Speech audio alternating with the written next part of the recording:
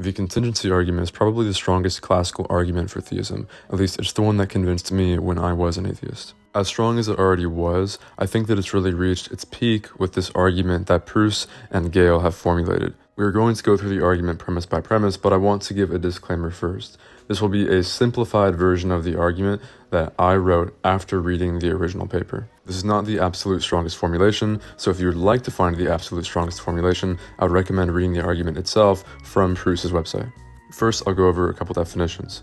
A possible world is a complete way that reality could have been. So for example, the procreative act that created me was an act of free will, meaning it could have not happened, so there is some possible world in which it does not happen, and there is some possible world in which I do not exist.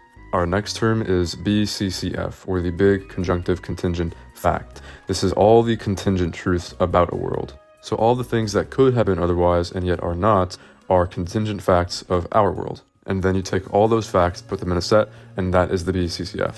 Every possible world has its own unique BCCF that distinguishes it from other worlds. So for example, one of the propositions in our world BCCF is that I have brown hair, but in another world that would be false. Perhaps in that world I have black hair, so it has one different proposition which is true, and that's what makes it a different world. Now, for the argument, our first premise is that different worlds have different BCCFs, or we can just call them contingent facts. If two worlds have exactly the same set of contingent truths, then they are just the same world because everything about them is the exact same. Next, we just need to establish the fact that our own world has its own contingent fact.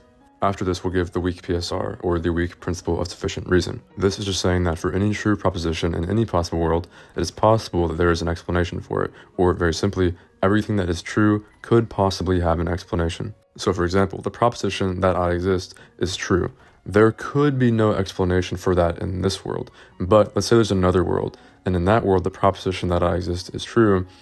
This WPSR is just saying that in some other possible world, there is an explanation for the fact that I exist. As we said earlier, each world has its own big conjunctive contingent fact, or just its own contingent fact, which defines it apart from other worlds. Now, in our world, that big contingent fact is true.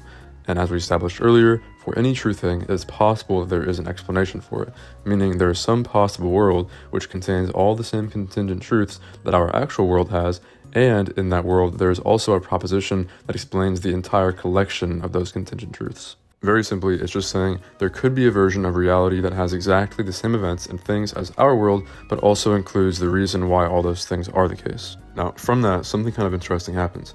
Earlier in premise 1, we established that if two worlds have the exact same set of contingent truths, then they are the same world. And now we have established that there is some possible world which has our exact same set of contingent truths, except it also has an explanation. Since that world would have the exact same set of contingent truths, that means the world is our actual world. So from that, we conclude that our actual world does have some explanation for the contingent fact. The next step is a pretty simple claim. It just says the explanation for the contingent fact is either a scientific explanation or a personal explanation. To define these, a scientific explanation is impersonal laws and starting conditions, and then a personal explanation is some being's free choice or intention. To give an example of each, let's say a ball is rolling down the hill. An explanation for this could be that gravity acted on it and it was pushed from the top of the hill. So that's a law and an initial condition. It can be deterministic, or it can be statistical or probabilistic.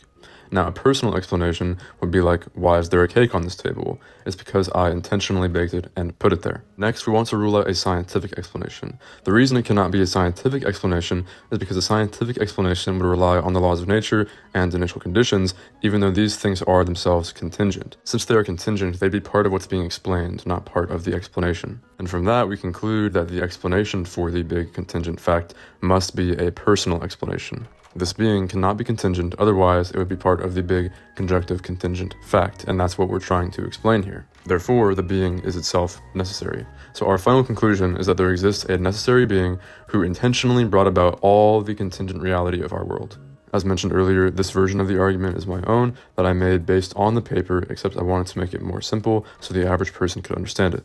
The original paper will be linked in the description, so if you want to get more into this, I would recommend going and reading that because it is quite strong. I hope the video was enjoyable. If you have any critiques for me, let me know in the comments, whether that's on the argument or the video itself, as this is my first proper YouTube video, so I'm quite open to any sort of criticism. I plan on making more videos in the near future, so if you would like to see those as well, I would recommend either subscribing or just checking my page frequently. Thank you for watching.